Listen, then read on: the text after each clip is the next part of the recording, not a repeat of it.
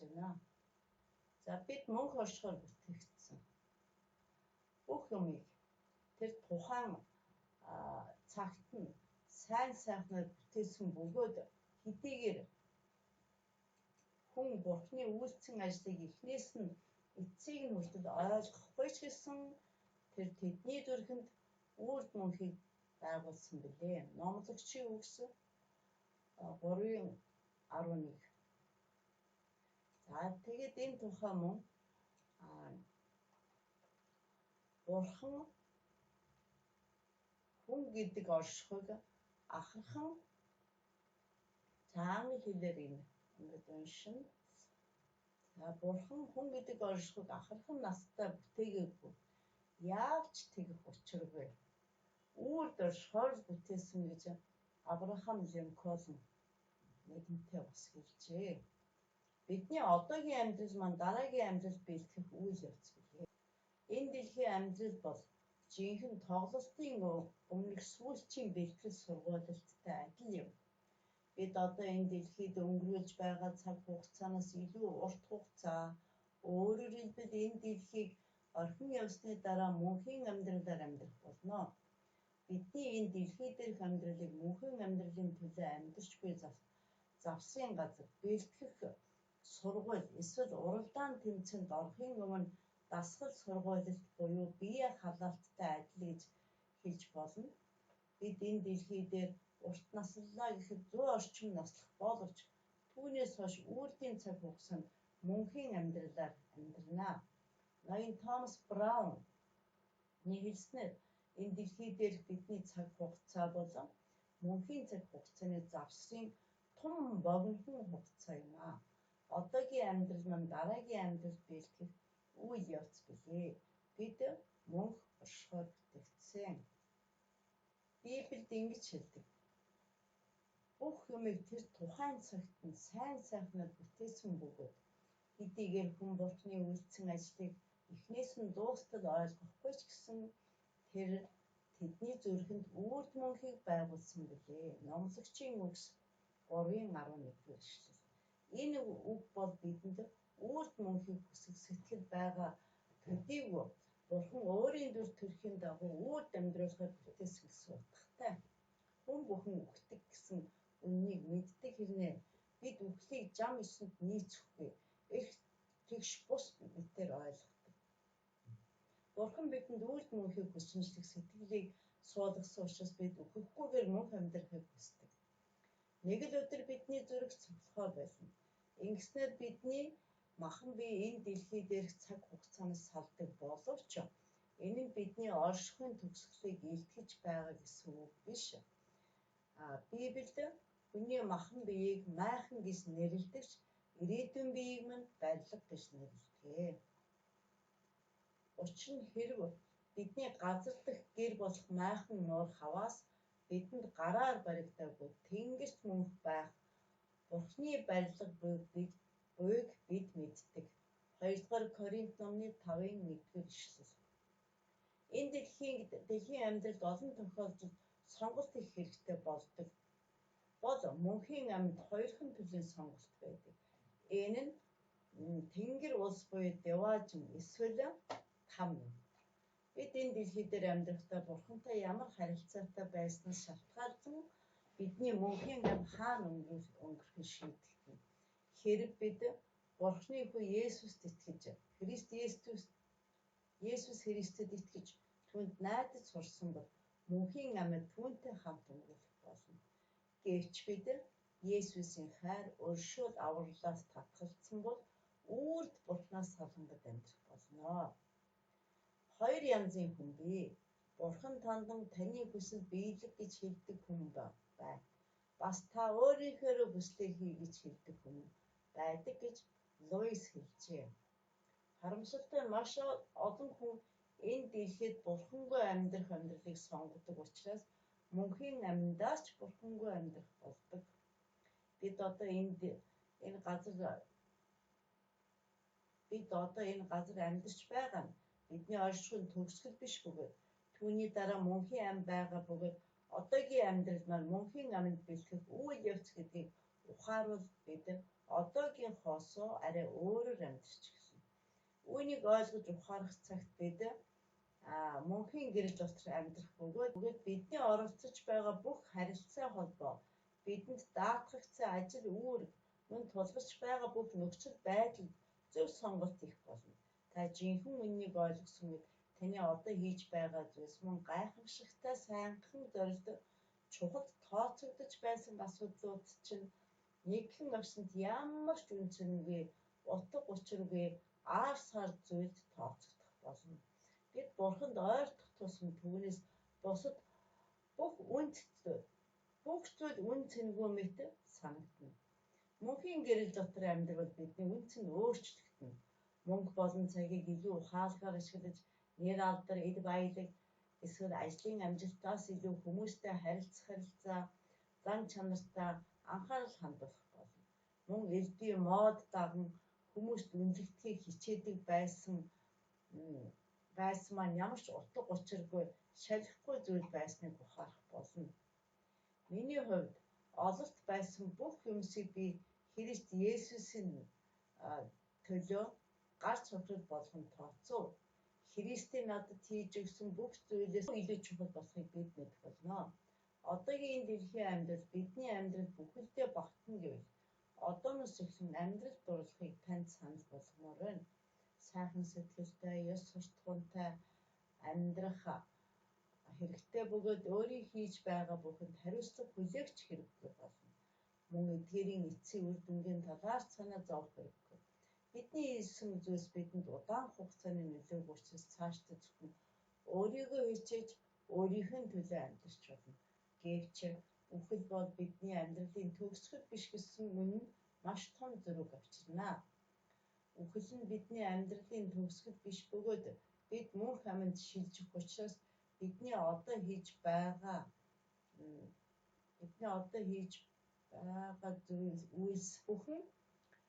үйлс бүхэн мөнхийн үр дагавартай. Бид амьдралдаа хийсэн бүхэн маань мөнх амьд бас нөлөөлнө. Өнөөгийн амьдралыг минь бусдад үзвэл ахархан ухаангүй бодол санаая.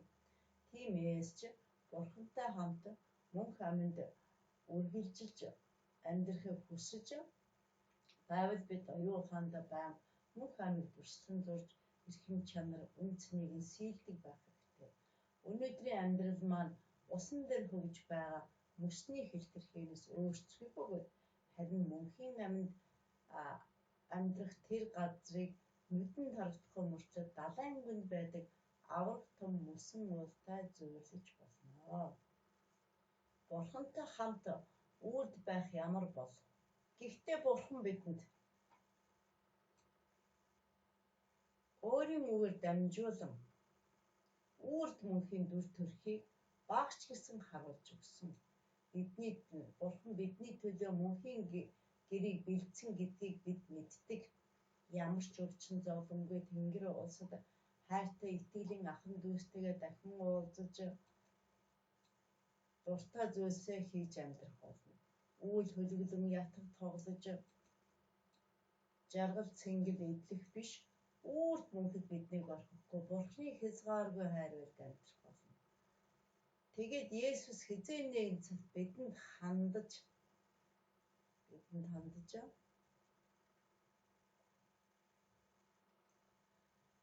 миний эцгээр өрөөгдөгсөдөө та нар наашир ертөнцийн сууриас та нарт бэлтгэсэн хаанчлалыг өвлөн авсугай гэж Матай номын 25:34 ишлэлд бичжээ. Луис Наринагийн түүхэн бичиг бага насны хүүхдэд зориулсан 7 барт номын хамгийн сүүлийн бүлэгтээ мөнх амьд хэмээх бохогдохууны тухай бичжээ. Энэ бол бидний хувьд үлгэрийн төгсгөл юм. Гэвч тэдний жинхэнэ үлгэрийн дөнгөж эхлэл нь юм.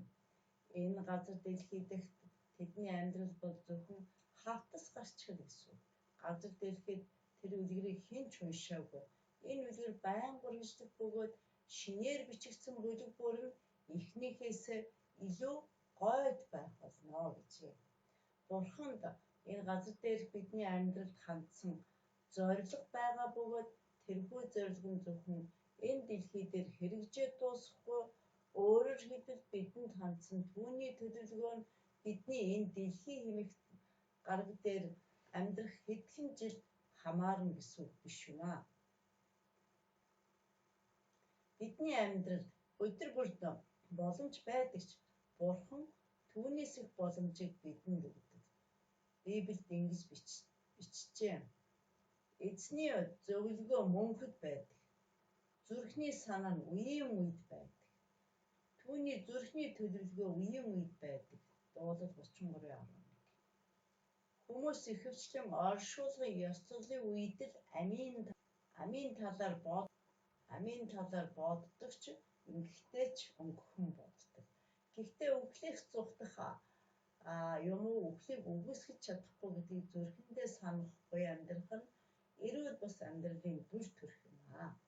За номлогчийн үгс 7:2.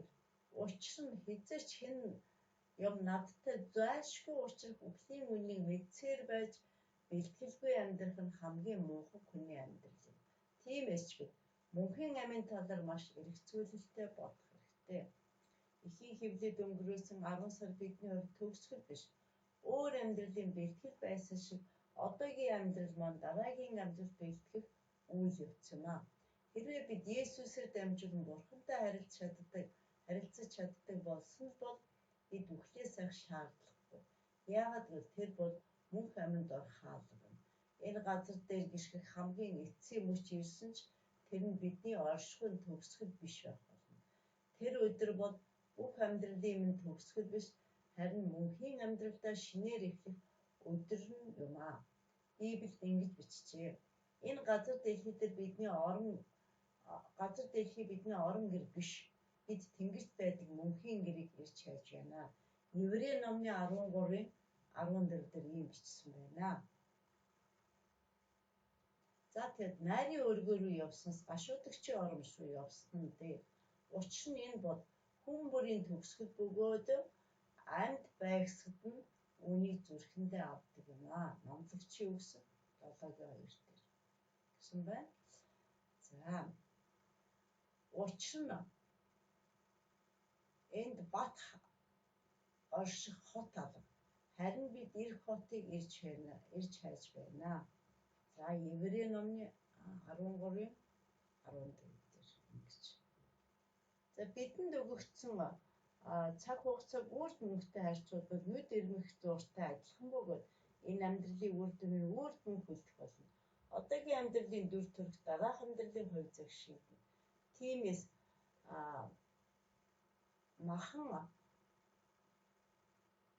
махан бие дотроо суух агшин бүртээ бид эзнээс хол байгаагаа мэддэг. 2-р Коринт 5:6. За энэ дээр болохоор тиймээс бид үргэлж урамтай байдаг вэ? Бие дотроо суухтай эзнээс хол буугаа мэддэг. Учир нь бид үзэгдэх зүйлсээр буусан харин итгэлээр алхдаг юм аа гэсэн байна. За үлдсэн амьдралын эхний өдөр гэсэн ураа хэдэн жилийн өмнө хүмүүсийн хэлэх дуртай байж үлээ. Гэвч өдөр бүрийг миний амьдралын сүүлчийн өдөр гэж бодож амьдрах нь илүү ухаалаг амьдралын дүр төрх юм. Бид өдөр бүр эцсийн өдөртөө бэлдэж амьдрах хэрэгтэй гэдгийг ямагт саная гэж. За ингээд 4-р өдрийг ногоон өнгөөр хийсэн байгаа. Солонгон 7 хоногийн тухай эхний 3 хичээлээр энэ тухай орсон байгаа. За ингээд миний амьдралын зорилго юу юм бэ гэхээр бодож тунгаал. Одоогийн энэ агшинтах амьдралаас илүү зүйл байдаг юм шүү гэдгийг бодож тунгаах хэрэгтэй байна. За ишлэл цээжлэхдээ хорвоо хийгээд түүний хүсэл талчаал өнгөрнөө. Харин Бурхны хүслийг гүйдэгч мөнхөд оршихмээ. Өөрөөсөө асууя. Бид үрд мөнхийн төлөө бүтээгдсэн. Тэгвэл одоос бид юу хийхээ болж юуг шинээр хийх эхлэх ёстой вэ гэсэн. За ийм зүйлээр ингээд дараагийн хичээл маань бол 5 дахь өдрийн хичээл бол Бурхны байр сууриас харцгаая хичээл байгаа.